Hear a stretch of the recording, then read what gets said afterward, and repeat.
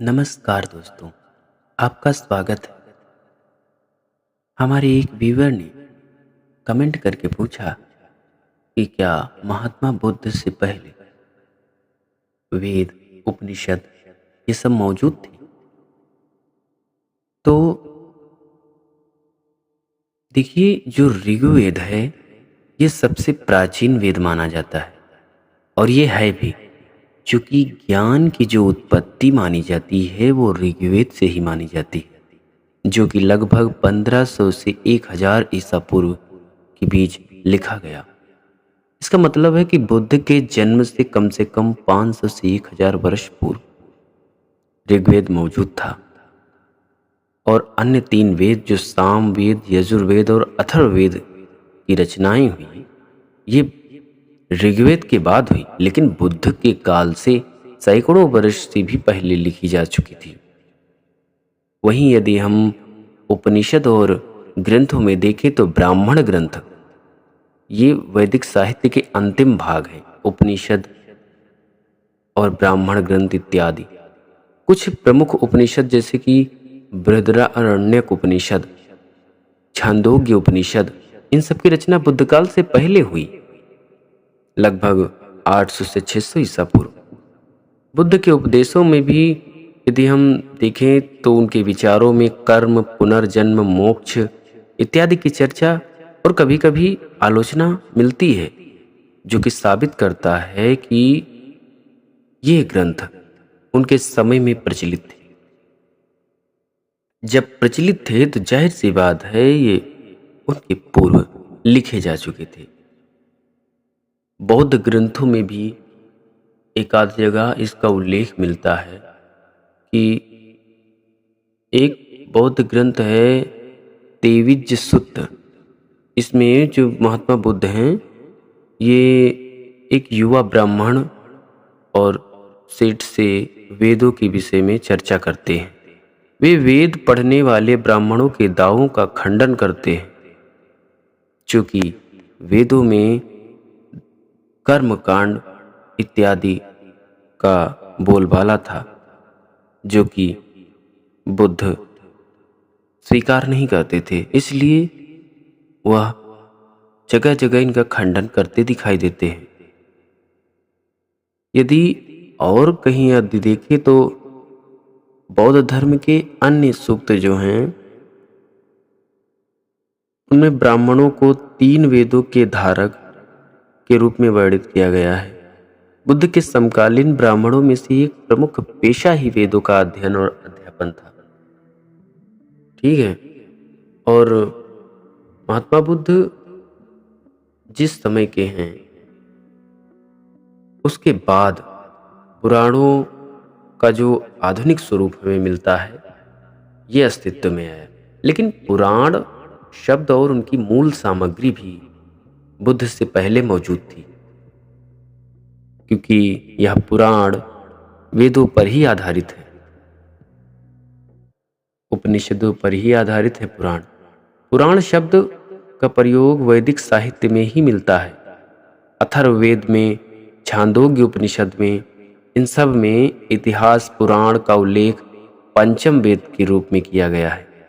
इसका मतलब है कि जो प्राचीन कथाओं के संग्रह हैं वह पुराण है।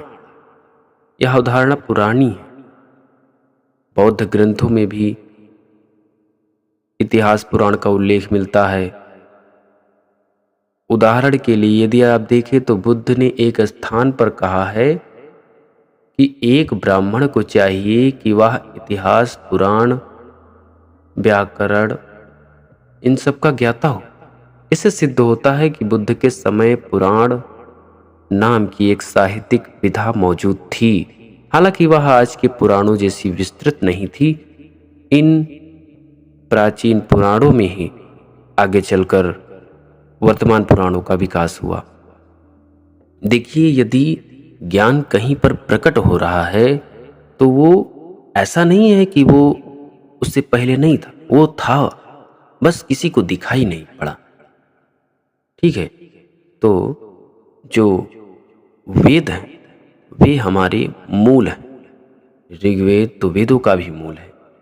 वहीं यदि पुरातत्व में देखें तो बुद्ध के काल के वेदों के लिखित प्रमाण नहीं मिलते हैं, क्योंकि उस समय जो ज्ञान था वो सब मौखिक था। ये लिपि का विकास तो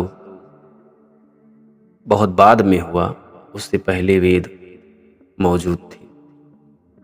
ठीक है, जो व्याकरणिक संरचना है ये बहुत बाद में बनी, उससे पहले जो ज्ञान था वो वेदों में के पदों में लिखा हुआ था। ठीक है, ये परंपरा थी गुरु और शिष्य की, श्रुति परंपरा जिसको कहते हैं, जिसमें गुरु शिष्यों को सुनाता था वेद और वह सुनते थे। वो कंठस्थ रहता था, लोगों में लिखने की आवश्यकता ही नहीं पड़ी। और धीरे धीरे बाद में जैसे सम्राट अशोक के शिलालेख मिलते हैं, जिनमें इंद्र वरुण इन सब देवताओं का उल्लेख मिलता है, ये सब तो लेखन कार्य बहुत बाद में आया।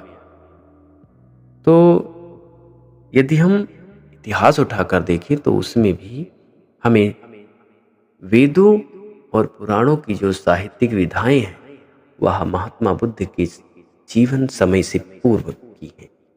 तो निश्चित रूप से बुद्ध से पहले वेद मौजूद थे, यह एक ऐतिहासिक तथ्य भी है।